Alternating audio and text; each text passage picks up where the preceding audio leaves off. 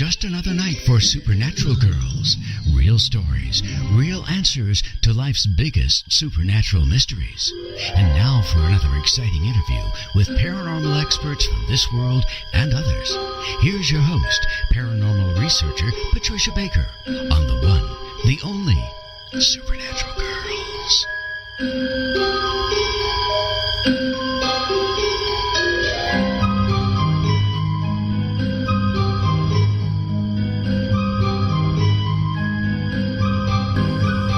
Welcome, everyone, to another exciting episode of Supernatural Girls. I am your host, Patricia Baker, and I am here with PK. PK, how you doing tonight? Doing pretty good. Better every day. You feeling better? Yes, a lot better. A little ways to go, but definitely doing better. Good news. We're all happy to hear that. I know people are still writing in on Facebook and everywhere else, sending their prayers to you. Oh, that I greatly appreciate. And they evidently work because I am getting better. Yay. That is terrific. Good news. Yeah. Well, this is the beginning of the spooky September, October, November trilogy here at Supernatural Girls. We have a terrific show tonight. We've got Bill Hall. And Bill's been on the show before with his last book, which I got to tell you, people went wild over what he had to say with The World's Most Haunted House, which was the true story of the Bridgeport poltergeist on Lindley Street. But he's back tonight with a brand new book, The Haunted House Diaries, the true story of a quiet Connecticut town in the center of a paranormal mystery. We're going to be bringing him on in just a little while. And you know what, PK? This area that Bill reported about in the book is only about an hour from here. It's right around the corner. That is right around the corner out here. So, you know, I lived in Connecticut for many years. I had lots of reports on spooky goings-on, and now Bill's here to tell us about over 50 years of sightings and experiences. So I can't wait to get him on live. It's going to be great. Oh, it is, definitely. I enjoyed the book so much. I know. It's terrific. Everybody should run out and buy it. It's excellent, as I would expect from Bill. He's a great writer. So I just want to tell everybody, if you want to call in, if you've got questions, comments, do you want to join the conversation, here's the phone number, 888-919-2355. Again, that's 888-919-2355. Or you can join us in the chat room, and that is irnchat.com. irnchat.com. So, oh my goodness, I'm just more than excited about this show, and we've got all kinds of really wild news to report tonight. We've got bizarre howls spark a Sasquatch hunt on a remote island in north of Vancouver. They're saying the Bay residents have been reporting strange screams and howls coming from the forest that surrounds the town. And there's quite a number of people that think this is coming from a Sasquatch. Ooh. Yeah. Interesting. So we got to let Ron Moorhead and Scott Nelson know about this. They were our guests last week. Right. They're the Bigfoot guys, so I got to pass this right on to them.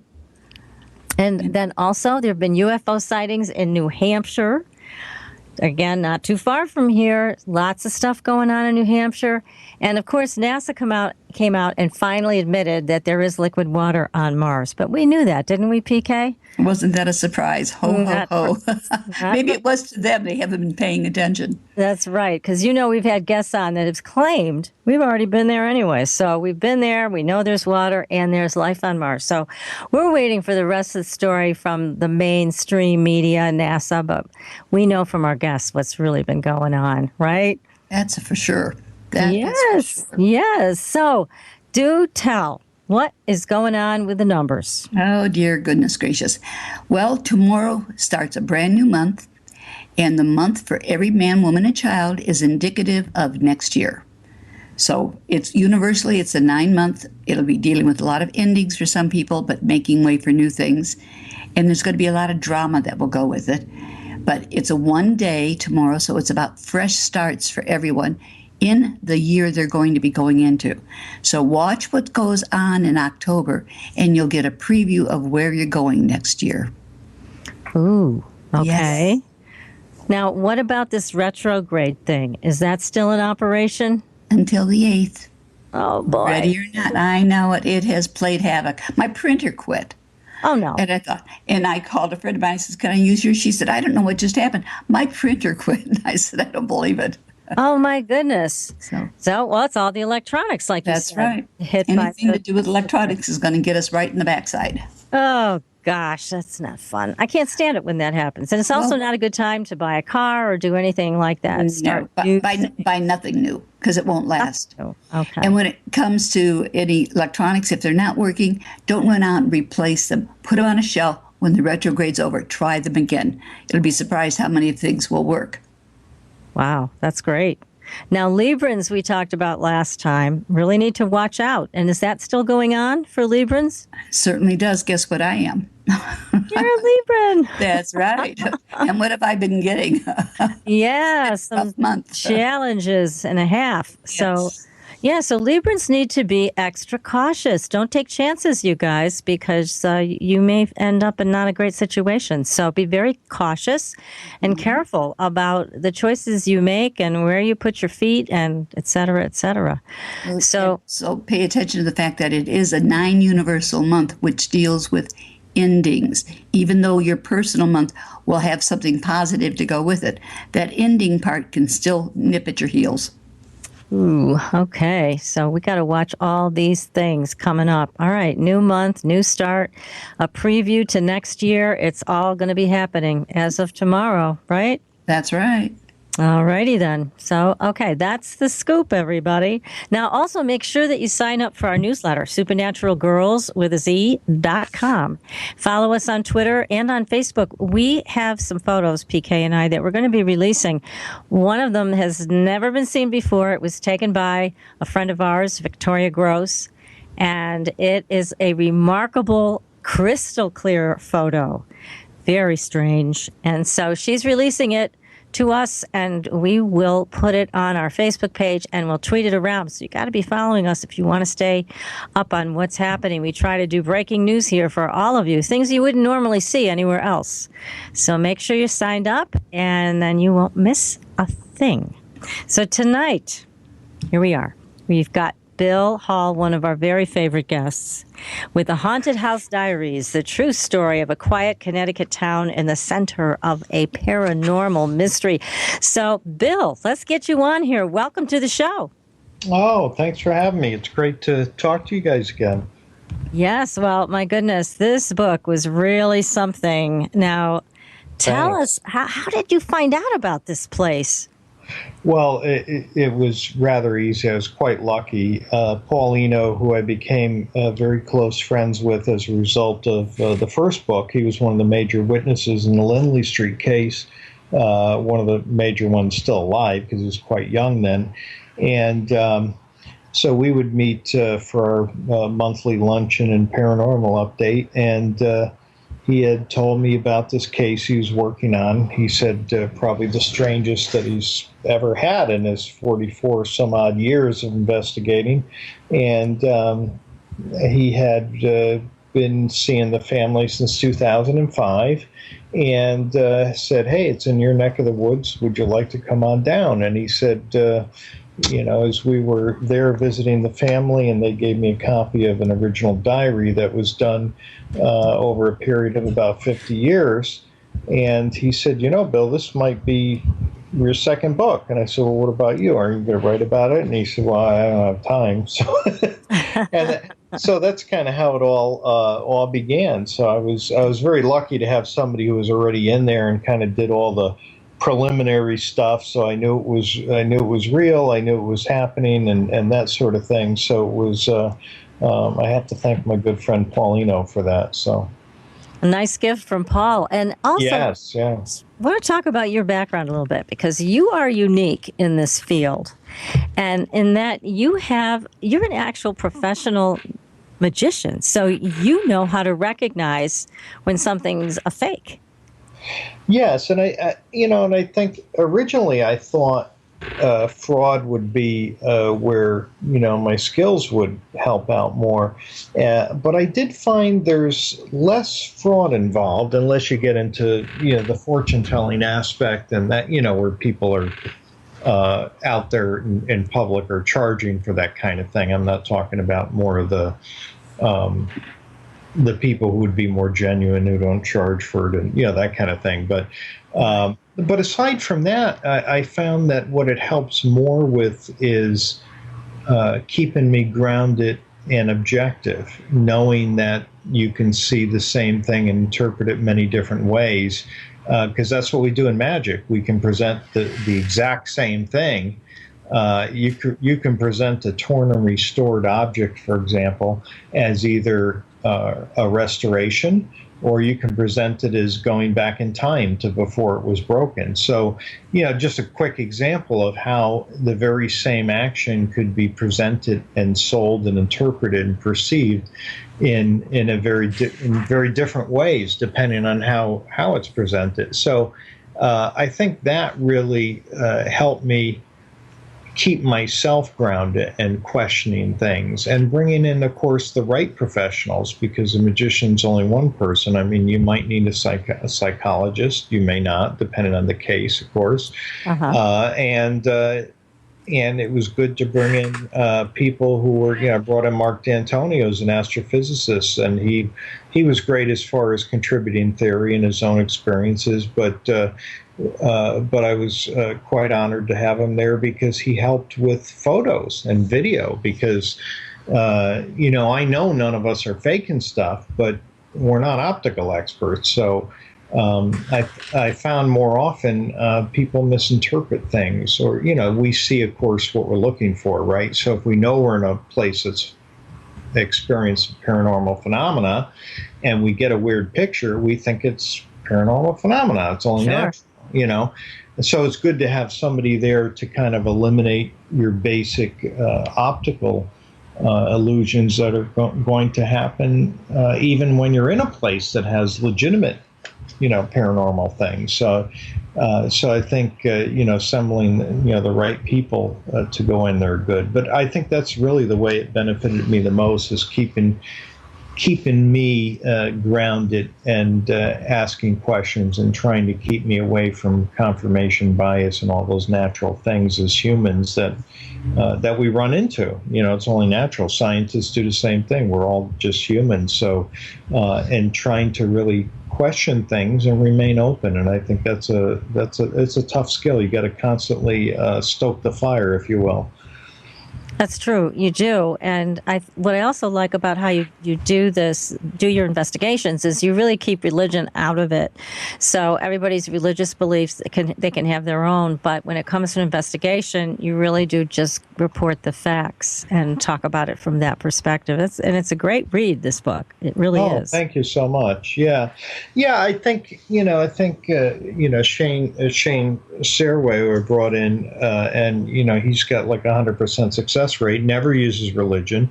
And I think he brings up a valid point that if you pray, it could give you peace and solace and relief for a little while. But if you're not addressing your own negative thoughts, then you'll continue to send that frequency out, and you'll continue to attract, a negative entity if one is, if that's your issue. And you're not really going to get to the root of the problem. So I think as much as religion could be a comforting force, you really got to get to the root of the problem, and not kind of confuse it by thinking that, it's a simple matter of praying. You still have to do the work within yourself to kind of, or as my buddy Paulino says, Peter Pan theory, think happy thoughts. You got to stop sending that bad frequency out so that you can get rid of the negative entity. Because if you don't, then the praying will just be a temporary relief, and it'll come back because you haven't really addressed the real issue.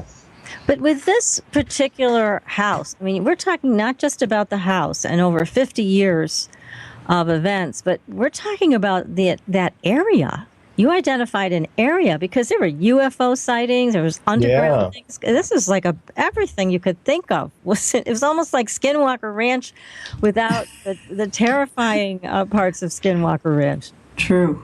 Well, yeah, actually, Paul called it the Connecticut Skinwalker Ranch case. Okay. Yeah, because it's a paranormal flap. There's a lot of stuff going on there. There's a big history of UFO sightings, even Bigfoot sightings, some of the more famous ones going back many years. And there's also a secret, or not so secret since I've been blabbing my mouth about it, military base there, and we've been told to back off. So, we know we're onto something. And I don't know if it's a coincidence there happens to be one there, or if they're there because of, UFOs and the energies going on there. But even if they weren't originally there for that, I would imagine they're investigating that. Wouldn't be the first time for the government to do that. But yeah, and this farmhouse that's kind of at the center of it all is, I say center for, using the term loosely, of course, but the house is surrounded three sides by water. So the flow of water is, of course, telltale sign. And it's a 1793 farmhouse. It's got a very long history and many, many people going through there. And they've had, it's like a paranormal shopping mall, paranormal crossroad, one-stop shopping, yeah. Definitely guess who's coming to dinner. Right. It's just a great place where you can go, when you want to gather evidence and whatnot. And it's great because the family's not in any sort of turmoil, so you don't have to feel guilty about it. They're curious too. And luckily, most of it is not, they've had some what you would consider negative things over the years, but and probably most of the things that have happened there would make most people, run out of the house. But for, Donna, she grew up with the paranormal. She's born in the hospital, brought back to the house, and grew up there. And, so for many generations, 6 generations, her family lived in that house, and there's been paranormal activity throughout it all. So it was kind of like a way of life. So I think it's a little bit different for them. And her husband, they're not scared for their life. When they hear footsteps, they don't yell demon and run. So I think, again, of course, if you had a dysfunctional family in there, I think there'd be a lot more negative things staying. Well, that's the key, I think, right there. You identify it, put your finger on it. Yep. And that's what I was impressed about with this family, too, is they weren't scared. For the most part, they just kind of went along with it and kept notes and diaries and records. And I was so impressed with their ability to stay grounded and just go with it. Yeah, and I think, that's probably indicative, of course, of a lot of the other cultures. It's not very Western, but I mean, there's other cultures, of course, that are quite at ease and, would just assume, say, hey, shut up, we're talking, or stop touching me, and, and go to your side. I'm trying to have a conversation, they'll talk to spirits that way, and not think anything of it, because they accept it as, natural, just a natural part of the world. Whereas for us in the Western world, it's not quite that way. Even though most people I run into, I am amazed. I don't really run into people who say, I don't believe in that. I think we used to see that more often. Now it seems everybody has a story, and people are like, no, I'm on board with that. I don't have a lot of experience, but I know either I've experienced it or somebody I know has. So I'm seeing that a lot more, which is really neat. But yeah, so they're at home with it. Now that doesn't mean that Donna doesn't jump if the shades come off the window or whatever suddenly. But I mean, we all do, even if it's something not paranormal. If something falls in your room, you jump. Sure. So it's not so much being, and she describes it, in the book, I think, very well, in saying that, when people ask, were you scared to see that? Well, the actual phenomena is kind of, it comes and goes rather quickly. So it's more the unexpectedness of when it's going to happen and that kind of thing, which I've heard from a lot of people, who are in those kinds of situations or, areas that even if they're not, necessarily having a negative experience, they don't really jump as far as or are scared of the phenomena itself. It's more the unexpectedness of when it's going to happen. That's just natural. So Yeah, it is. I lived in a house that was haunted in Rocky Hill, Connecticut. And oh, yeah, it's close to me. yes, see? And one of the things that was concerning me was, is this an actual physical intruder, or is it a ghost? Right. You see, if it's a ghost, no big deal. But if it's an intruder, I may need to make a call to 911. So, and in fact, I did at the very beginning of the hauntings, because I would hear footsteps, heavy man's footsteps coming up the stairs, the rattling of the doorknob. And then as the story began to unfold, we realized that, in fact, it was a ghost. But that was always a concern for me. If it's a physical intruder, you need to take a different kind of action. But it sounds like with Donna and her family, they learned over time that more times than not, I guess, it was just these entities floating on through. Yeah, and that was pretty much a known thing, because, Donna was used to that because that was her childhood, and really the first notion she got that it wasn't that way for everyone is when she had sleepovers. And she loved going to sleepovers, but she didn't want to stay up like all the other girls. She wanted to go to sleep because it was quiet. Yeah, it was quiet there. So, it's great. I don't get blamed for, walking around at night because her parents used to wake her up, or you kids getting out of bed, or, they knew stuff was going on, but they always would check with the kids to say, are they making the noise, or, that kind of thing. So she was just happy to get such a great night's sleep. That's so funny. Well, we've got a question for you out of the chat room here. Sonic Reef has a question. Would like to know, have you ever investigated a case where hologram technology was used? Oh, very interesting. No, I haven't seen that used. Although, I must say, if you study the literature enough, when it comes to hoaxes, it's not too tough to see through it, because it doesn't fit the mold of what these hauntings, how they fall. You know what I mean? Yes. So, and matter of fact, we had a case recently where, 90% sure the lady was crazy. Or needed help or something, because the description wasn't fitting your typical haunting. So as a magician, I always thought there'd be a lot more into it to get to that point. But as you get into this stuff, you find out that I think most investigators don't really have that problem too much, because it just doesn't fit the description. Because how these things operate. When somebody calls you and tells you stuff that just doesn't, it doesn't gel and doesn't fit with the way this stuff works, that you kind of know that something's off. Not that they're necessarily lying, like this person really was, disturbed and needed help. But, the haunting really didn't fit anything. It was just a hodgepodge of everything. So, you kind of knew, even just in 5-10 minutes, that there was something up. Right. But no, I haven't really.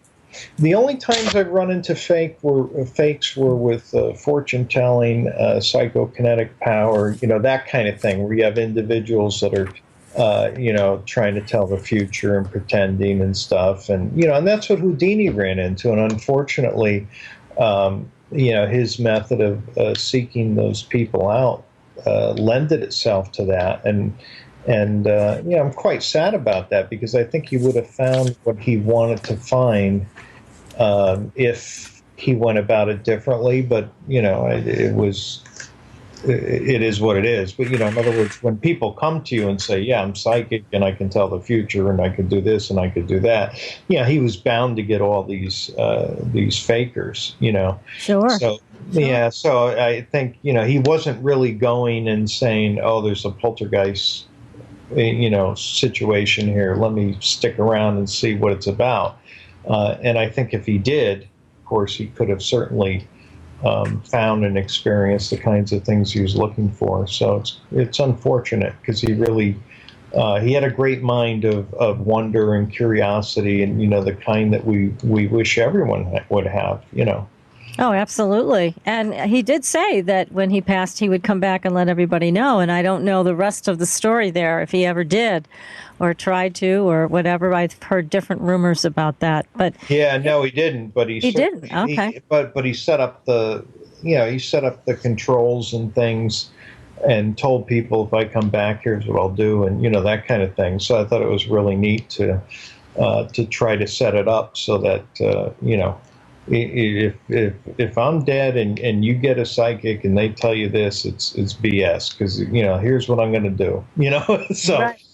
so he really set it up. So he was really trying. He went about it in a good scientific way, and he really wanted to give it every chance he could. So. Wow. Well, that's great. I have another question for you. And this one is, have you ever been attacked on a case by a spirit?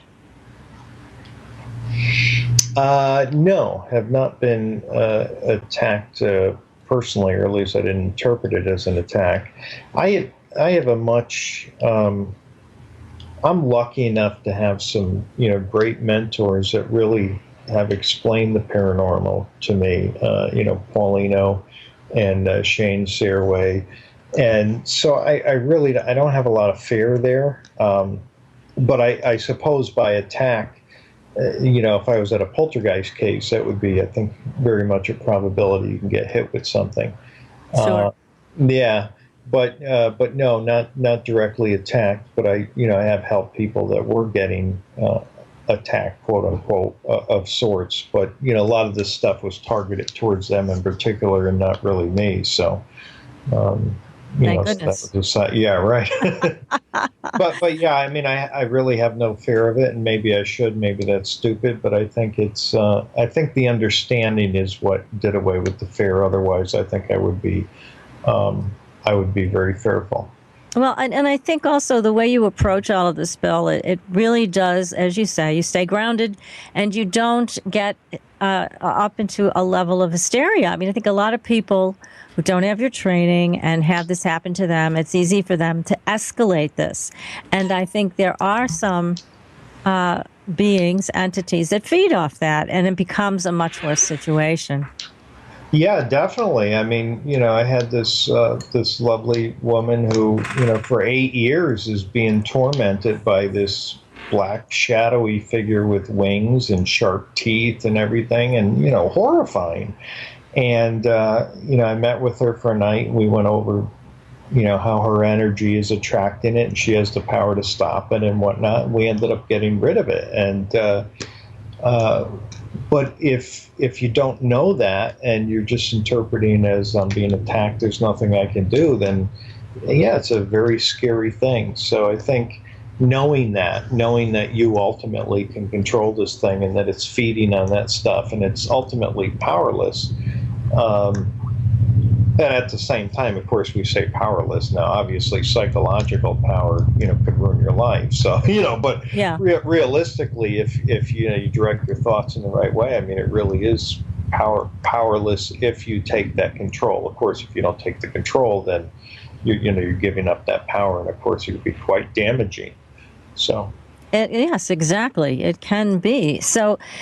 Again, going back to your book, The Haunted House Diaries, this is an area of Connecticut. I mean, it just seems like it's open season. The spirits can walk into any house, walk out of any house. Right. They're moving jewelry, smoking cigars. I mean, they're just going about whatever they go about on the spiritual side of things. But here they are in the midst of people's everyday lives. I found this book fascinating. Now, we're going to go to break shortly, but I want to urge everybody to get your book, The Haunted House Diaries, the true story of a quiet Connecticut town in the center of a paranormal mystery.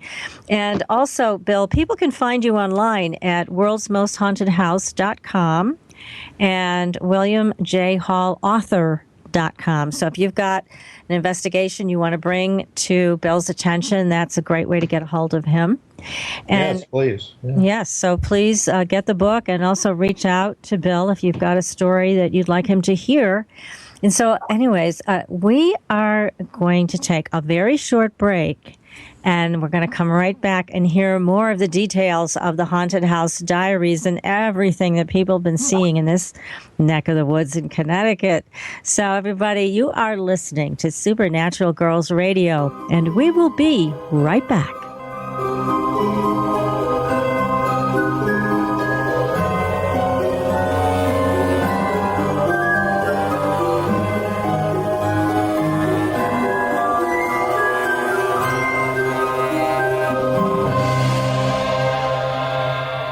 Listening to IRN, the Inception Radio Network, Chicago, Illinois.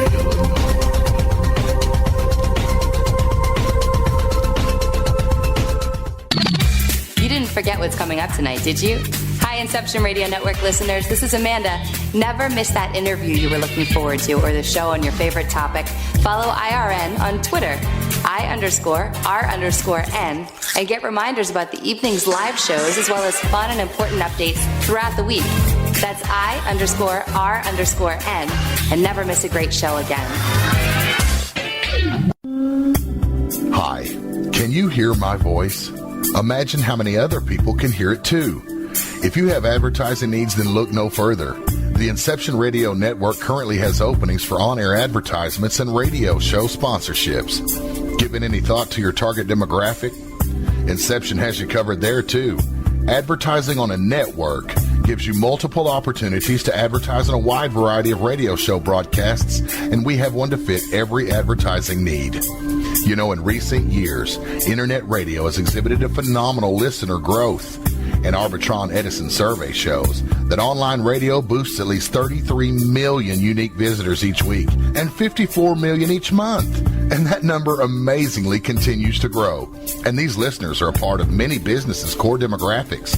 And surveys have shown that internet radio listeners are far more likely than regular radio listeners to spend money on a whole range of activities. You know, internet listeners vote, they dine out and eat fast food, and they grab a cup of coffee. And here's the interesting one. They buy items online at a much higher rate than all other market segments combined. Internet radio also enables businesses to connect with consumers during work hours, where increasingly more lifestyle decisions are being made. Advertise with the best. The Inception Radio Network offers competitive advertising rates to fit just about anyone's advertising budget. Stop by today at www.inceptionradionetwork.com or call us toll-free at 1-888-919-2355. Get the word out. Get results with the Inception Radio Network. Are you a fan of Inception Radio Network? Do you reckon it's the best alternative talk radio station on the planet? Well, if you do, head to facebook.com/Inception Radio Network and like the page. Tell your friends, spread the word, and keep listening to the best. Hello, Inception Radio Network listeners. This is Amanda. Remember, you can take your Inception Radio shows on the go. Just download the Inception Radio Network app for your iPhone, iPad, or Android smartphones and access live shows, past shows, guest lineups, and much more. Just visit the iTunes Store or the Google Play Marketplace and download it today for free. Your property tax bill. Have you seen it lately? It's frightening. Your property taxes are going up while your home value is going down. It's time to fight back and win. For the real truth about the property tax system, get attorney Pat Quintilian's book, Are You Getting Screwed on Your Property Taxes? How to Find Out and How to Fix It.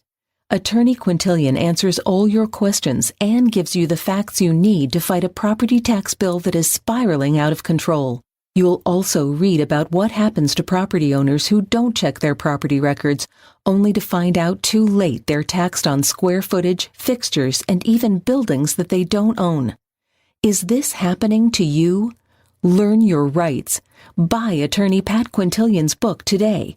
Are You Getting Screwed on Your Property Taxes? How to Find Out and How to Fix It. Available on Amazon.com.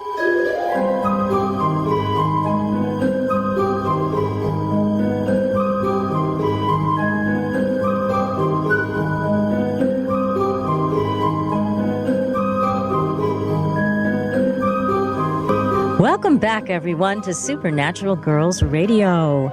I am your host, Patricia Baker, and I'm here with my co-host, PK, and our guest, Bill Hall, the author of The Haunted House Diaries. So, Bill, we were talking about, while we were on break, we were all chatting away about the different spirits that were just wandering through this house. I mean, it's like it was their house, and they were just kind of hanging out and moving jewelry and smoking cigars and just going on about their business. What in the world was going on there? Yeah, I think this is, the classic paranormal crossroads, if you will, where you have these parallel world intersects, would be my best guess, as quantum physics would say. And, you had these spirits who were either going about their day without interacting with you, and then some do interact, with the family at various times.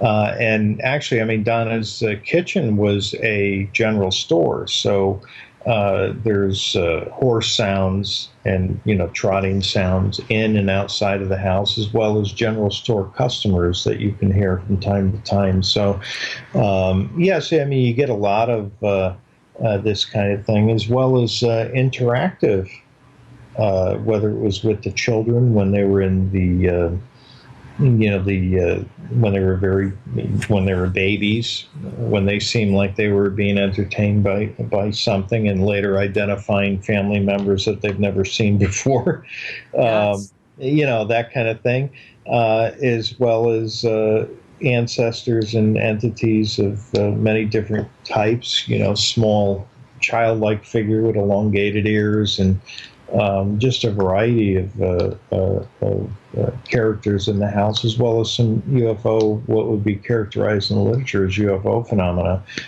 inside the house, of course, as well as outside the house, at numerous sightings. And a lot of houses in the area have different phenomena, certainly not to the degree and the depth and breadth of, this particular farmhouse. But they have that activity too. It's quite an active area overall. It's an unbelievable amount of sightings, experiences, and not just this house, but others. And then I do want you to talk a little bit about the experience that the couple had when they drove by and they saw police and fire trucks and all of that kind of thing. But first, I have another question. A lot of questions coming out for you. We're going to try to get to them all from the chat room. We got a lot of people in the chat room tonight. From Dave.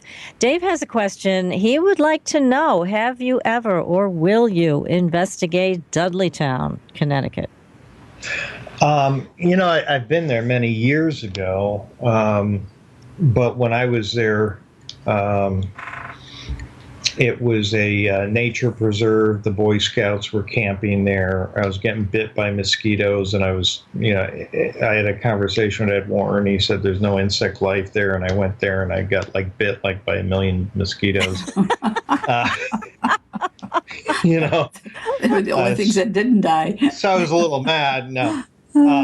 But there are many people that I know and trust that have said there's definitely something to that, and and again, I wasn't there with EVPs and things like that, so I mean, I didn't do a great. I was just there, in a double date with my buddy, and we were there to scare the women mainly.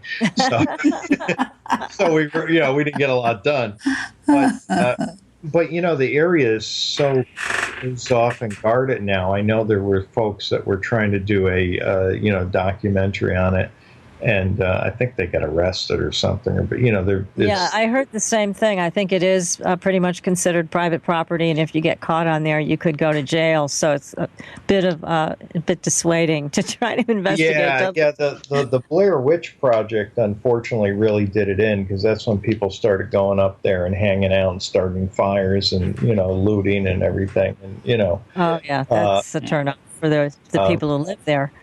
Right. I mean, I went there years ago, and I was given permission by a lady who owned a shop nearby, and said, show them this card if you get caught, and and so I went there, and I thought it was really neat walking around there. I had my doubts about Dudleytown because it was a town that was built basically, and rocky soil. So, people said, well, crops didn't grow there. It's like, that really wasn't a good location to like make a town, So there was good reason why crops didn't grow there. And the industry was such, they said the women went crazy and, but there also were, stories that was due to the manufacturing, that the pollution went out, and so the women were breathing it in while the men were working. So there's a lot of pros and cons to whether there was something to it, but I think even if those were the reasons, certainly people did die there, and as we know, that certainly could leave something behind there for us to experience or see. I'd love to do more investigation there, but I know it's just such a thorn in the police's side there that I think it'll be tough for anybody to get in there. But I have been there several times, but I myself have only been scared by the mosquitoes so far. It would scare me away. Yeah, they were vicious. So swarms of them. Well, here's another question from the chat room. Do you think that spirits can see one another like we see one another?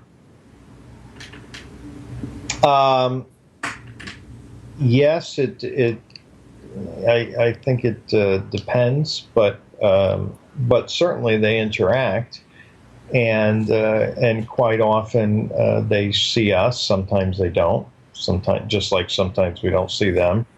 And sometimes they think we're haunting them, which of course begs the question that I discuss in the book is, our spirit, our ghost spirits of the dead, and that's a big question.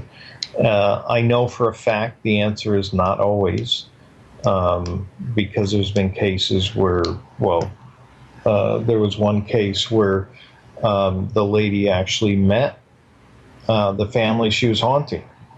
Not on purpose. I mean, she was having these bad dreams, and they basically were seeing her coming down the stairs, and and being quite frightened by it. And they ended up meeting each other. What are the chances of that? But she recognized the house, and so we do know that that was a case where a quote unquote spirit was very much alive. And I think with quantum physics. Quantum physics would say that the soldiers in Gettysburg are not spirits, but they're actually real soldiers fighting, more like a time slip, And as you discuss in the book, you talk about the multiverse, that there's so many different realities, and are we encountering that with some of these experiences and some of these what we call hauntings. So there's just so much to this phenomena. And again, there's so much to this phenomenon in this area of Connecticut. People are asking, too, if this was one house you reported about in the book or many.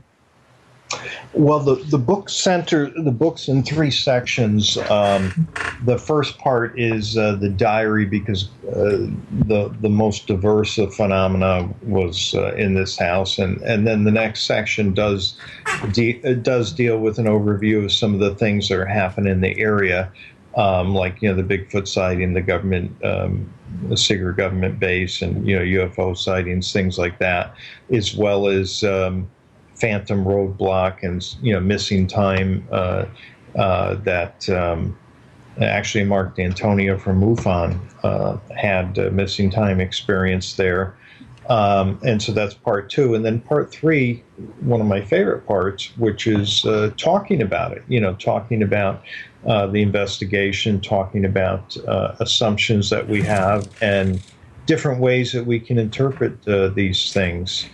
And so that's kind of how it's broken out, but it does center on the farmhouse, because that's a great kind of poster child for explaining the things that are happening around there. But there were other people I interviewed in the area that their houses too had something going on.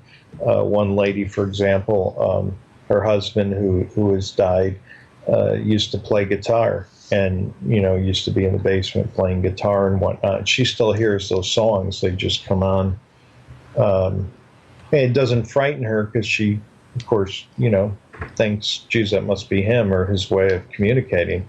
But there's little things like that happen in the houses around there. There's one gentleman who he's a pretty tough guy, but he won't, when his daughter goes away, he doesn't stay in the house alone. So there's all those kinds of things happening in, houses in the area. Well, tell us about quite a lot. Tell us about that roadblock situation. I found that fascinating. I know the audience would love to hear the story. Yeah, that was a creepy one. And so this couple that I interviewed, they're driving down this road that they well know, and they come to this roadblock, and it's one of those things that you see and it doesn't quite look right, but you can't really your mind's not really thinking exactly what's going on with it. But the fire engines were the wrong color. The police car had like one of those curved fronts to it, like they had in like the 1950s. Mm-hmm. The uniforms weren't quite right, and there was a lot of these emergency vehicles. There was no pylons, and there was an officer whose uniform wasn't quite right, and he was just kind of staring into space. And they're driving up to this roadblock. And, usually if you get too close, the police would yell at you, like, what the hell are you doing? Or, you got to turn around. You usually don't have to go out of your way to ask them.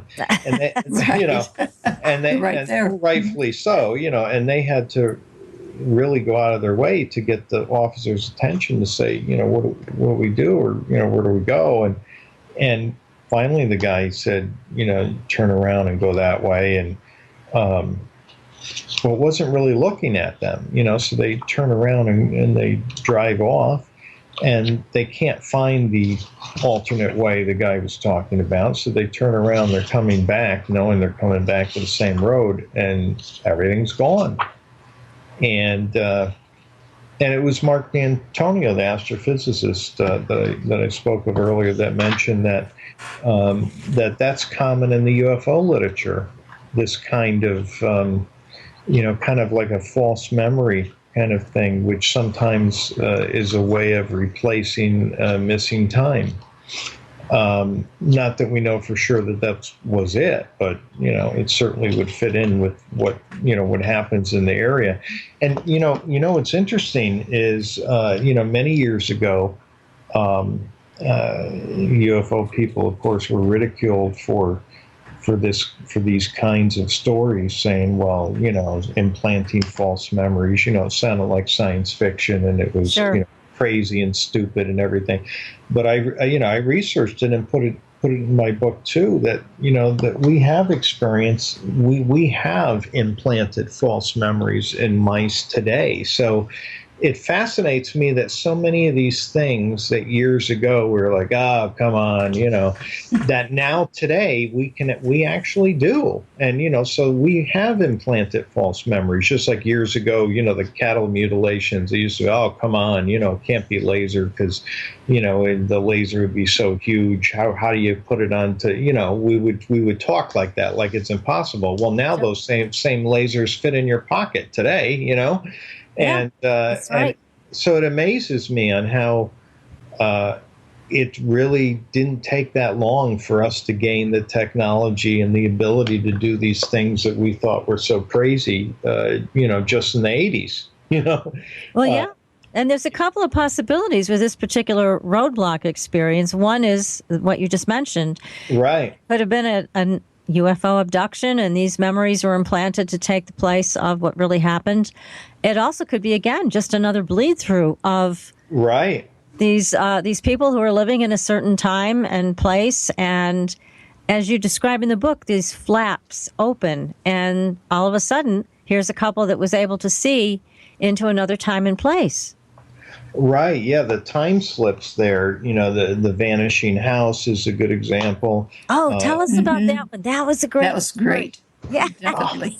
Oh, yeah, and of course everybody, it's not the whole city is rural, but this particular part of the area near Groton is rural, and everybody knows everybody, and everybody knows the houses there. And all of a sudden, people are noticing this house there that was never there. And it just looks like, it doesn't look like some crazy house. It's just a, modern, like 1970s raised ranch kind of house. And it's, it's there. It looks lived in and everything. And then a while later, it's just gone.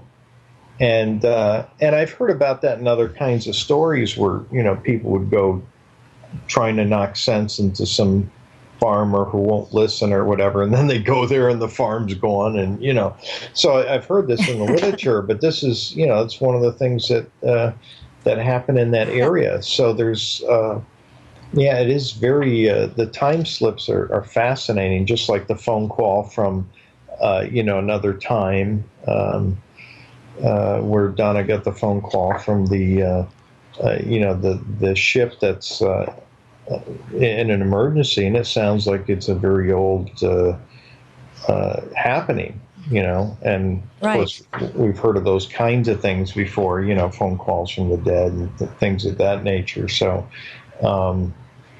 just a lot of strange, and the notes, another good time slip thing, where what could be a time slip, would be the notes from friends that never left the notes. She got Yes. Yeah. So these people would show up, and all of a sudden, and then they would say to them, "Oh, we got your note," and they're like, "What note?" Right. Yeah. And as Shane, who we brought in, as he pointed out, he says, well, sometimes this, of course, is their way of, kind of getting attention and letting you know they're there, but it doesn't necessarily have to be telling the future, because as we know, with time and space, of course, not being linear and stuff, it may not necessarily be from the future. It could be somebody knowing that it happened in the past, and one of the notes that left, the people didn't show up, but maybe in a different alternate universe or experience they did, so it gets to those fascinating, discussions when you look at it that way. Yes, I have so many more questions. I know, PK, you do too, about all of this and why it occurred just in this area. But I have more questions from the chat room, and I don't want to ignore all of our chat room people. Oh, that's great. I love chat room people. Oh, I think it's fabulous that their interest that they're holding with this, that they're calling in like this. That they're awake. Yeah, that they're awake. That's right. You didn't put anybody to sleep, though. You're keeping everybody on the edge of their chairs. It's for sure. Now, here's another question from someone in the chat room. They said, if any of the homes you investigated were to be knocked down, would the spirits remain or would they move on? I would say in this case, it's really the land in the area.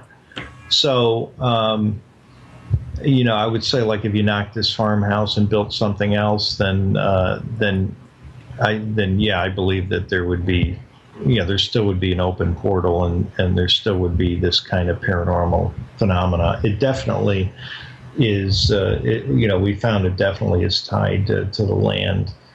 Certainly, the houses and stuff have their own history and whatnot, but it would be more tied to the area. So yeah, they still would get that experience, whether it be the same experience, wouldn't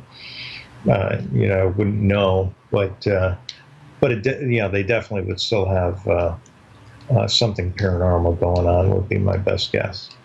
Yeah, I think you're right. And now here's another question.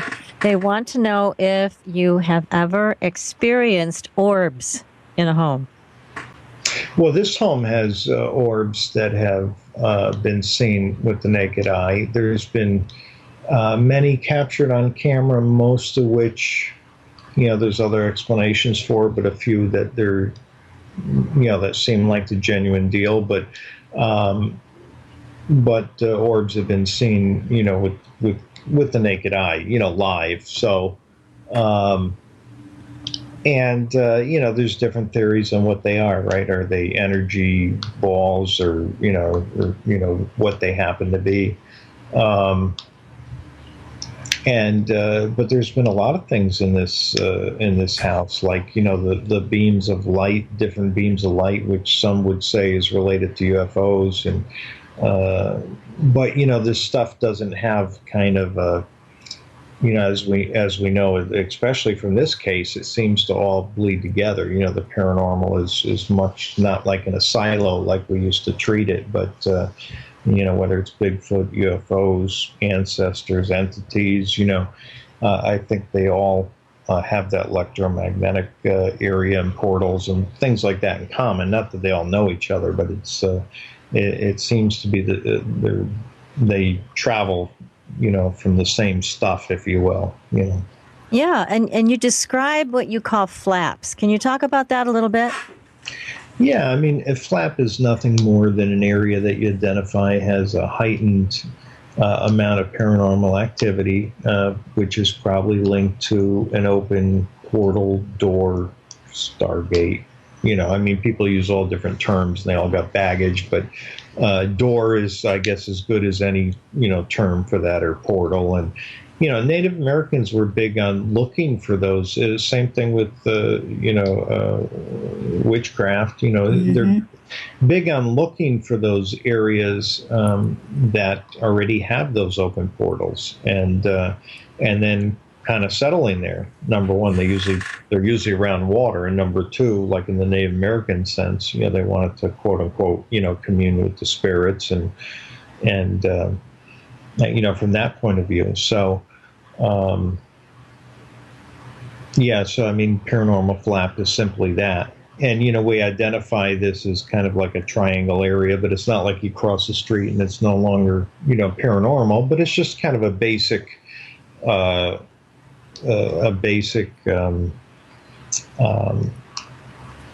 thought as to where that activity is kind of greater than normal, because we know it's a haunted world, but, it's just that this area in particular seems to have, a heightened amount of activity just because of the energy in the area.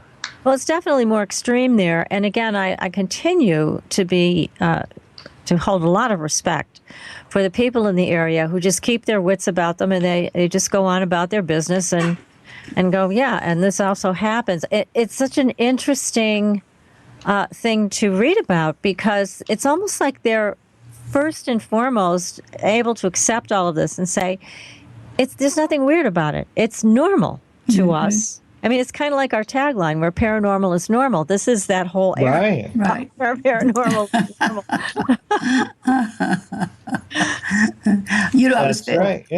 I was fascinated by the young boy that with his sister, that the school teacher believed that he had the sister when the mother went to a teacher conference. I thought that was fascinating, that he would sit in the window, that they could see him communicating. Yes, yeah, and matter of fact, the book gives a web page, and there's some videos on that, including like the first video where he was originally, pointing up to where this thing was and talking about this, and this friend of his, little girl in a light blue dress, and it seems like it's always a little girl in a light blue dress. We know it's not really a little girl in a light blue dress. As Paul said, he says, I'm always scared of little girls in, light blue dresses. And I said, yeah, I'm scared of big girls too. And he said, well, we can't help you with that problem. But, Dale used to put toys out around the trees. He said that Ashwar was a little girl in a blue dress who got in a car accident with her mother, and now is stuck there to observe, and would literally, was in the tree out in the front, and he'd put toys around the tree. What are you doing, Dale? I'm putting toys out for Ashwar. And Paul was there in 2010 talking to Dale about it, and said, well, is Ashwar here now? And Dale said, oh, yeah, she's in the tree now, and points out to the tree. So Paul goes out with his infrared camera and films into the tree, not seeing anything at the time. And then he plays it back, and he sees this thing like a cross between a tadpole and serpent kind of coming down. Very strange. Now, I'm going to stop you for just a couple minutes here because we're going to go to break, but I want to hear more about this entity and the description that some people gave you. It's fascinating. So, again, here we are, Supernatural Girls Radio tonight, and we are talking to Bill Hall about the Haunted House Diaries, the true story of a quiet Connecticut town in the center of a paranormal mystery. It is spooky September here on Supernatural Girls Radio. Stay tuned, everybody. We are coming right back.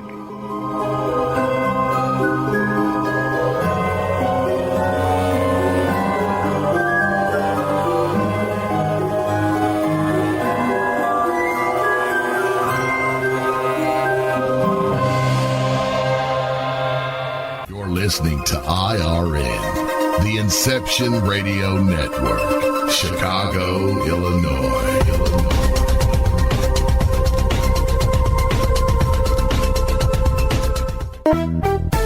Hi, Inception Radio Network listeners. This is Amanda. Just a reminder that Inception Radio Network is on Twitter. Follow us at I_R_N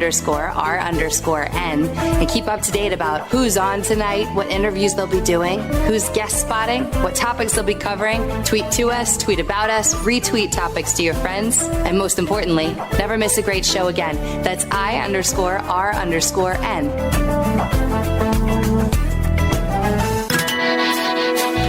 Don't have a computer?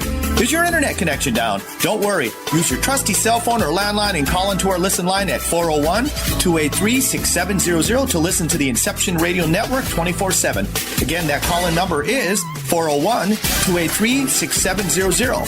For the Inception Radio Network, I am MJ.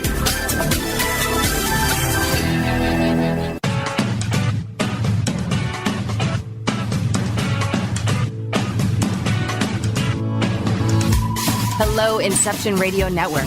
Would you like your favorite show to be played again live on air? Well, now the choice is in your hands. With IRN's live request portal, an easy way to request your favorite show with a simple click. IRN's live request portal now gives you exclusive access to all the shows. How easy is it? Simply type a show name or a guest name, click request, even write a dedication message, and that's it. Try it now. Simply visit InceptionRadioNetwork.com, click on the live request tab under the show menu. Now playing your favorite show is just a mouse click away. Are you a fan of Inception Radio Network? Do you reckon it's the best alternative talk radio station on the planet? Well, if you do, head to facebook.com/Inception Radio Network and like the page. Tell your friends, spread the word, and keep listening to the best.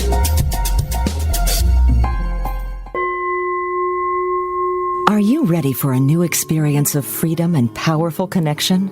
Would you like a positive, effortless change in your life? Then come to CosmicFusion.com, where we offer the most advanced energy clearing and expansion techniques in the world, with a quantum vortex energy to activate your divine blueprint and life's purpose.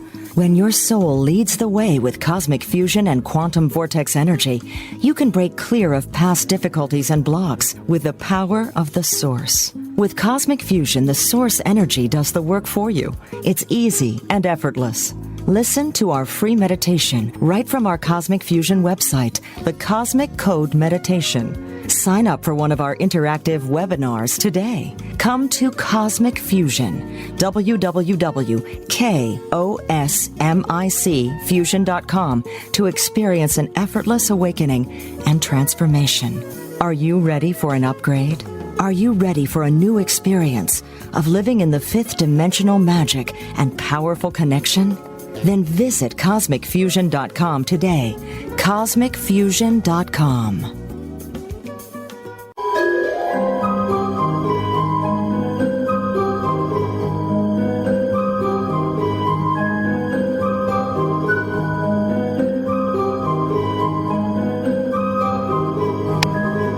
Welcome back, everyone, to Supernatural Girls Radio. I am your host, Patricia Baker, here with PK, and our incredible guest, Bill Hall. He is the author of The Haunted House Diaries, the true story of a quiet Connecticut town in the center of a paranormal mystery. So, Bill, I wanted you to please take us through the information that you have about the underground government installation? Oh, well, people have been, I interviewed a number of people who have gotten kicked out of this area near Groton. It's basically farmland there, and they've been kicked out by, nicely, but by armed military guards there. And the place has a long history of UFOs in the area, as well as black helicopters, passing through, which I'm not a conspiracy guy, so that in and of itself, at least the helicopter part, not the UFOs, doesn't necessarily mean anything. But, but we did look into it more, and we were told basically, to back off, which of course tells you that you've hit on something. I wouldn't be surprised that they're there because of the UFO experiences going on, and maybe because of the flap itself. Maybe that's not why they were originally there. Maybe the base is there for other reasons, but I wouldn't be surprised if they're not. They must be following it, because it's not, of course, the first time that the government has done that. No, it's not the first time at all. Yeah, they've been involved with psychic warfare and looking into these things for years. I remember Andrei Puharich often talked about the fact that he was involved with a project in 1944. It was called Project Penguin, and he was with the Navy. And I've heard of that. Yeah. Yeah. See, so it was one of their first psychic warfare events, and he said it's the Navy that's really that was definitely very involved in all of this kind of thing. But again, it makes me wonder if they put the installation there, the underground installation, because it was sitting on a major vortex, or as you call them, flap area. And then maybe they're experimenting with it. Maybe they're enhancing it. Maybe they're increasing it so they can see what happens. Yeah, certainly could be. As far as the underground stuff, I think it was Marcel Jr. there that he recently passed there. I forget his first name, and he came out before he died telling his story, and he was brought to this quite elaborate underground base. So again, we know that they're out there. It's not tinfoil hats, pie in the sky kind of delusions. We know they exist. So I certainly wouldn't be surprised if it would make sense, just like Native Americans would settle in those areas, that our government would kind of do the same to study those things and take advantage of it.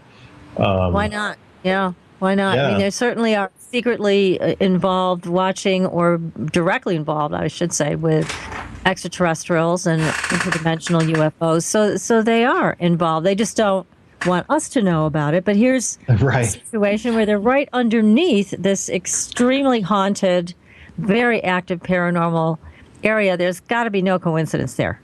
Right, and now, of course, they blocked off all the land. There's no farming going on, but it's all fenced off now because I guess people were wandering in there too much.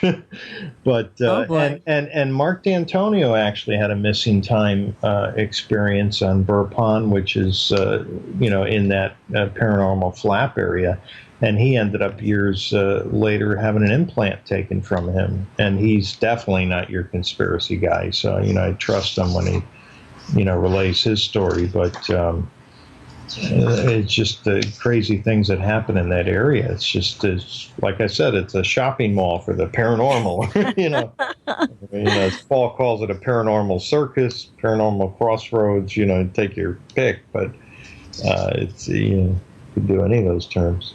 Yeah, it's amazing that no one has really reported on this before. You're really the first to come out with this.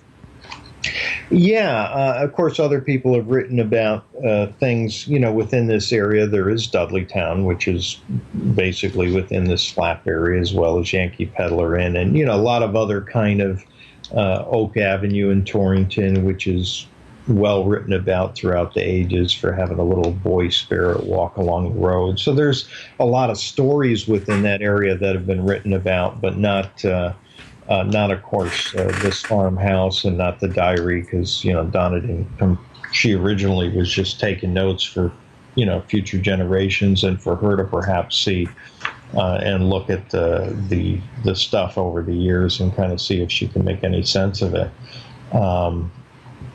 But yeah, I mean, a lot of the things that have happened in the area individually, there's been Bigfoot sightings that have been written about and stuff, but no, nobody's written about pulling it all together, certainly. Right. So again, the name of the book is The Haunted House Diaries by Bill Hall, and both PK and I, we definitely recommend this book to you. It's a great read, and it's a perfect book for this time of year. Now, some more questions are coming in for you, Bill, from the chat room. Yeah. All right. Here we go. Let's see. Can spirits communicate to animals better than humans? I don't know about better, but we know, with children and animals, I think they're just more receptive to it. And maybe that's because they're more open to it. As we get older, we get, I think, dumber in a sense to those kinds of things. You know what I mean? We're so stressed out and worried about our concrete everyday stuff that it's hard for us to really kind of, see or understand more of that, the spiritual stuff, for lack of a better word, but I think you know what I mean. Yeah. So I think definitely, children and animals probably are easier to, they sense that stuff more, I think, naturally. I think we could as adults, and if you're an empath, that would be an example of somebody who probably is, for lack of better terms, is, like a child or an animal when it comes to that stuff. They still have their, sensitivity and that sort of stuff, just like somebody who grew up in a haunted house, and that, you still have that sensitivity. But otherwise, based on a regular, Western civilization person, I would say that that animals and children probably are just more receptive because they're not as closed to that stuff as we are as we get older. Yes, that makes sense.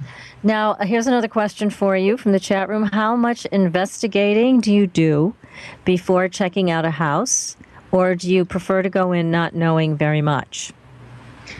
I like to talk to the people to kind of figure out what's going on, to try to determine, number one, is it real? Are they crazy? That kind of thing.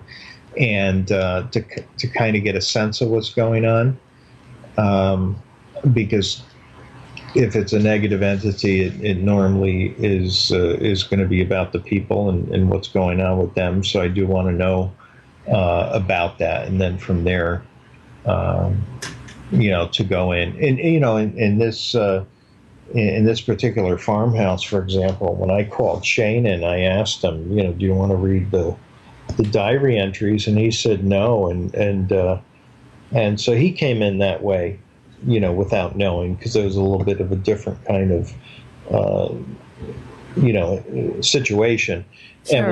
And when he came in, he literally talked about several things that Donna had written about over the years in her diary, and I can tell by her face that she was kind of like, whoa, and I was amazed too. So that was an example of, somebody who's sensitive like he is and that sort of thing. Then maybe it would make sense to not have that information. For me, I'd want to know more about what's going on with the family, so I kind of know a basic, setting that's going on before I go there.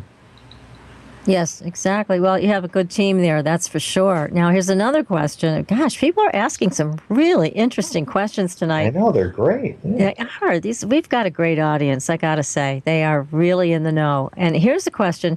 Do spirits travel on an AM wave better than on an FM wave? Geez, I don't know. It's a stumper. I'm not quite sure how they travel. Really? Sounds like they have some information about this. I know, right. Yeah, I have heard of that, but, I do know electromagnetic energy is involved, but I'm not quite sure about the wave part, so I apologize. Yeah, it's a fascinating question, and maybe we should take another look into that. Yeah. Here's another one. Spirit reflections in windows. Are they stuck in them, or does the window act as a mirror? Wow, that's a great. I've got a picture like that in the Haunted House Diaries of Minnie Gray. Mm-hmm. The grandmother there. Yes, that's right. That was a reflection in the window. I don't know. That's a great question. That's one of those $6 million questions, right? Is it in the mirror? Is it a reflection? I mean, I would guess it's a reflection, but that's just, my guess. My guess doesn't really mean anything. I know. Well, it's hard to know the answer to some of these things because we're not privy to their experience on the other side. So, but we have had people in pagan religion and witchcraft on this show, and they've talked a lot about mirrors and how spirits can come right through them. So mirrors are a doorway, is what PK, you and I have heard from some of our guests, right? That's true. Very true. Makes it a little eerie sometimes when it's a little dark and it's this time of year. I know. And you look in the mirror, kind of looking over your shoulder at the same time. And who's looking back at me besides me? Right, exactly. Oh, my goodness. Well, let's see. I've got, again, so many more questions there, but I want to go back to the government installation again because it just fascinates me. Have any of the people in these homes ever been approached by any of the military that's involved with this installation? Not from door to door, just people that would either go hiking or on their way to go fishing or something in that area, found themselves in saying, no, you can't go any farther. You got to turn around and go. Are there any signs, or like you said, just fencing now that they've put up? Well, no, this is before there was even fencing. No, there was no signs or anything. They would just come out and tell you to go. So it was quite bizarre. That is strange. How are you supposed to know that you're not, that you're on government property? All right. They're like, hey, this is a secret. You're supposed to know. Yeah. Yeah, I know. Like now they just, of course, fenced it off, and now it's made to look as if it's a farm because they actually had this weird metal sheet over a farm that was there, a farmhouse, and they ended up building another one, but nothing's happening there. It's just been sitting there, fenced in, and that's how it sits today. So, because I would have wanted to jump over and go look further, but get arrested either. So yeah, you don't want a machine gun pointing at your face. Right. But so what you're describing is very interesting. You're saying it's kind of like a small farmhouse, but there's no activity. There are people going in or out. So maybe it is exactly what you're saying. It's an underground facility. Yeah, it really, from Google Earth, it really looks like, there's the entrance there and everything. And I don't know, for that amount of land to just be sitting there doing nothing for years just seems weird too. I mean, you'd think they would do something with it. I mean, how much land are we talking about here, Bill? I don't know offhand. It looks like it's quite a large piece of land. I mean, it's definitely a farm or a farm and a half's worth, and so it is a bit weird. And the ownership is strange too. We're looking at the ownership of it, and it's just it looks like it's, I don't want to say disguised, but when you have these things in different corporations and whatnot, but it's just sitting there. It's just really weird. So we've got our own Area 51, huh? Yeah, exactly. Gosh, wouldn't you just love to know what they're up to? I want to know. Very nosy about this, but I think that it's somehow very much connected to everything that people are experiencing, both in the skies and in their homes. I don't think we can separate this. Right, exactly. As a matter of fact, I was at a UFO convention a year ago, and I was amazed the percentage was so high. I believe it was something like 83% of the time there's UFO sightings. They also have, paranormal activity they find on the ground. And, now we've come to really, that's probably one of the bigger advances I think that we've made in the paranormal is, years ago, it used to everything be siloed, and the ghost people don't talk to the UFO people. Let's none of us talk to the Bigfoot people. They're out of their mind. You know what I mean? Yeah. And now we're like, wait, it's all connected. And that's why Bigfoot's good at hide and seek, and that's why UFOs are here and there and everywhere. Yes. That it is all kind of connected. Well, I agree with you. And again, one of the things that really made me pause in this is I know that the government was involved in time travel explorations and experiments. And I know some of the bigger ones and disasters have been reported. But Right. this seems like a good bet because of all of the holes in time and space that people were experiencing and still do in this particular area. Yeah, I wouldn't be surprised at all. Yeah, it is amazing the things that the government has invested money in. It's quite interesting. Yeah, there is no question that they've been involved in this for many, many years. They just, look at remote viewing. For a long time, that was a big secret, but then all of a sudden that came out in the open. And that was just one small part of what they were doing. Yep, they're trying all sorts of stuff. Sure are. Yeah. Anything Gosh. to weaponize stuff or. Oh, unfortunately, yeah. it's that way. And now another question for you. I know there have been Bigfoot sightings. What about other creatures, other cryptoids? Anything else? Not crypto, not particular other than, the UFO sightings and So no chupacabra, no right. no werewolves, things like that other people have reported in different areas of the country. No, a lot of Bigfoot stuff in the area would be the only cryptid that I'm aware of. Yeah. Okay. All right. Well, here's another question from the chat room. A spirit that looks more fully formed, do they have more energy than a spirit that you can hardly see? That's again, it's another great question. That we don't really know. Yeah. It could be.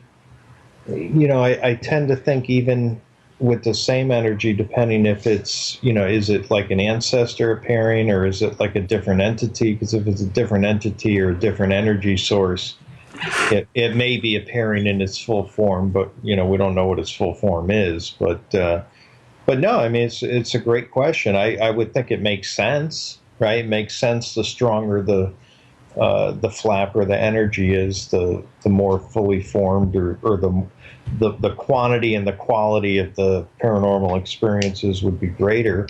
But other than that, I honestly don't know. Yeah, What do you think? It's a great question. Yeah, it is a great question. It really makes you think about all these things, and I do think that they're onto something here because when there is more energy involved, then you're talking about spirits that not only are seen more easily, but they can move objects more easily. Like the spirits you write about in the book that take jewelry. I thought that was just so maddening. I can't imagine. You go get your ring out of your jewelry box, it's gone. And that happens a lot of times in Dawes. Yeah, and it certainly looked like an answer. The agreement that they had before the ancestor died of, I'll try to send you a message and it'll be through the jewelry, and it looks like they were successful. It looks like. Yeah, they were moving jewelry around all the time. Yeah. Really, really fascinating stuff, and it gives me a lot of hope for an afterlife. Or as quantum physics would say, there is no death. So right. We just move along. Right. We're moving along. Oh, goodness. But again, it's just an amazing book, an amazing story of many entities moving around throughout the property, throughout the house. And then you've got the UFO thing going on. You've got the Bigfoot thing going on. And now you've got the government installation going on. This area is just a hotbed. I know, it's crazy, and we want to get back there for more too, because it's just every time as Paul's son said, Ben Eno said, every time we go there, there's something different. It's just like you said, a hotbed. Perfect explanation. And it is a lot like Skinwalker, except Skinwalker, from what I've heard, was terrifying. I mean, people were scared to death because of some of the things that happened that seemed almost violent and much less than friendly, whereas these experiences here seem very benign. Yeah, for the most part. I mean, there were a few things early on, but yeah, definitely not an area where people are, running. Certainly some of the Bigfoot sightings, of course, were scary, but yeah, not the same thing in this farmhouse. I would say it's more fascinating than anything else. Yeah, I would agree. Well, hey, you got to promise me that give me a call sometime. If you're going to be coming up to my neck of the woods, then call me. I'd love to meet you guys there and see what happens. Maybe we could have our own little experience. Yes, we could talk about it. But there's just so much going on, so many pieces to be put together. And again, I am in awe of these family members and neighbors who have taken it all in stride and not gotten hysterical over it. Just said, well, it's happening and that's it. Yeah. It's, I think it mirrors some of the other cultures. And, because Donna grew up with it, it's kind of a different perspective. She's a great person, very well-rounded and different, I would say, and it's made me a better person by knowing her and seeing that kind of point of view and approach. So I think we can learn a lot more that way. You have to, first of all, work with people who are in a state of fear and hysteria. Trying to calm them down, that takes a tremendous amount of effort, and then they just want everything gone. Whereas Donna and her family and friends were like, well, let's just keep track of it. Let's interact with it. You can learn so much more that way about what's happening. Oh, yeah. Yeah, you said it perfectly. It's a whole different environment, if you will, which is why it's just been a great, fun, case to be a part of. Absolutely. Considering the fact that it was 6 generations long, I wonder if many of the pieces that are coming in or people coming through are part of the generation of those that had been there before. Yeah, I mean, there's a lot of that sprinkled throughout the diary, and so that definitely is some of it. And Donna's alluded to that, where she thought there was a connection there. Like with some of the jewelry stuff or the ashtray being spilled over when she's having an argument with her husband many years back, thinking it's her grandfather and, that kind of thing. So, yeah, I mean, and that's, of course, what makes it so great, right, is this 1793 house with so many lives and stories, going through there for so many years. And 6 generations, like you said, of just their family alone. That's just about. Is it true that I read somewhere that in the morning mist or in a fog, that it's easier to see apparitions at that point in time? I don't know that offhand, but yeah, I can't honestly say. I know at night it does, it does seem to be easier to see, although that may be us, maybe because we're more settled or, Yeah. Well, I found it very fascinating, all aspects of the book. It was just a delight throughout. Every page had something special to hold your attention. Oh, thank you. Very, very interesting. Absolutely delightful to listen to. You talk about all of this as well. Oh, thank you. Yeah, it's been a lot of fun and just a great learning experience because of the vast amount of things that happen here. It's like a crash course in the paranormal going over there. one-stop shopping, you know. That's for sure. I think that any type of information that's given to us like this absolutely opens everybody's minds to what is actually available. So many things to us. It's much excellent information that has been passed on through your book. Oh, thank you. Yeah, I hope readers get out of it what I did. So that's what I tried to get across, because it's just fascinating, all the different things going on there. Thanks so much for joining us. This has been a great show with Bill Hall, author of The Haunted House Diaries. And be sure to join us next week. We'll be back with another exciting show. And until then, we will see you on the Blue Highway. Good night, everyone. Good night.